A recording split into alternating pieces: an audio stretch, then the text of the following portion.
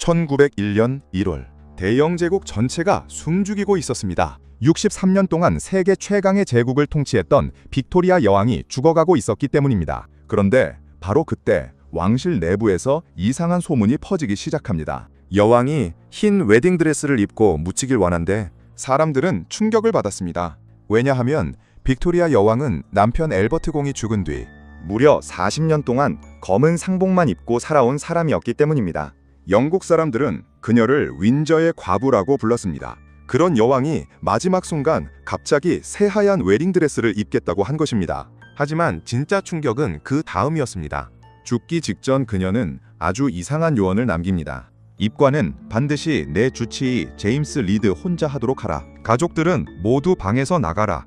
왕실은 술렁였습니다. 왜 여왕은 자신의 마지막 모습을 자식들에게조차 숨기려 했을까? 그리고 며칠 뒤 아들 에드워드 7세는 어머니 관속을 몰래 확인했다는 이야기가 전해집니다. 그 순간 그는 꽃다발 아래 여왕의 왼손이 무언가를 꼭 쥐고 있는 모습을 보게 됩니다. 그리고 그 손 안에는 한 남자의 사진이 숨겨져 있었습니다. 그 남자는 남편 앨버트가 아니었습니다. 이 이야기는 단순한 왕실 미스테리가 아닙니다. 세계 최강 제국의 여왕이었지만 끝내 사랑과 외로움 속에서 살아갔던 한 인간의 이야기입니다. 시간은 1836년으로 거슬러 올라갑니다. 당시 17세였던 빅토리아 공주는 아직 왕이 아니었습니다. 그런데 어느 날 독일에서 두 명의 젊은 귀족이 영국 궁전을 방문합니다. 그중 한 명이 바로 훗날 남편이 되는 앨버트였습니다.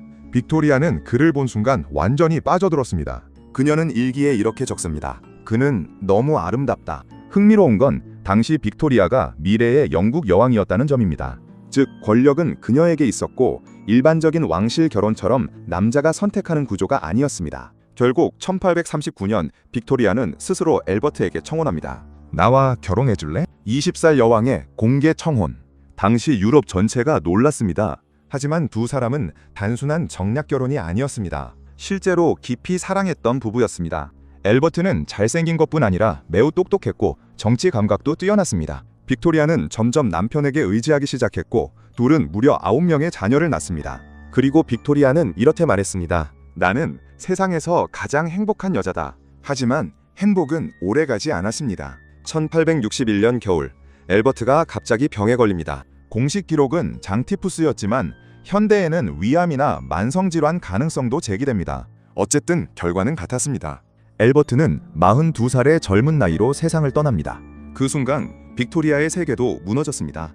그녀는 남편의 죽음을 받아들이지 못했습니다. 앨버트의 방은 그대로 보존됐고 하인들은 매일 뜨거운 물을 준비하고 침대를 정리해야 했습니다. 마치 죽은 남편이 아직 살아있는 것처럼 말입니다. 그녀는 평생 검은 옷만 입었고 공식 석상에도 거의 나타나지 않았습니다. 국민들은 점점 불안해하기 시작했습니다. 여왕은 어디 있나? 나라를 통치할 생각은 있는 건가? 바로 그때 한 남자가 등장합니다. 스코틀랜드 출신 하인 존 브라운. 그는 다른 사람들과 완전히 달랐습니다. 모두가 여왕 앞에서 벌벌 떨 때 브라운은 너무 자연스럽게 행동했습니다. 여왕님, 오늘은 좀 걸으셔야겠습니다. 그는 아첨하지 않았고 오히려 직설적이었습니다. 그런데 이상하게도 빅토리아는 그런 그를 편하게 느꼈습니다. 둘은 함께 산책했고 함께 말을 탔고 긴 시간을 함께 보냈습니다. 그러자 영국 전체가 술렁이기 시작합니다. 둘이 연인 관계 아니야? 설마 비밀 결혼까지 한 건가? 심지어 왕실 내부에서도 그런 소문이 돌았습니다. 사람들은 몰래 빅토리아를 브라운 부인이라고 부르기도 했습니다. 물론 진실은 지금도 확실하지 않습니다. 하지만 분명한 것은 단 하나였습니다. 존 브라운은 무너진 빅토리아를 다시 살아가게 만든 사람이었다는 점입니다. 그리고 1883년 존 브라운마저 세상을 떠납니다.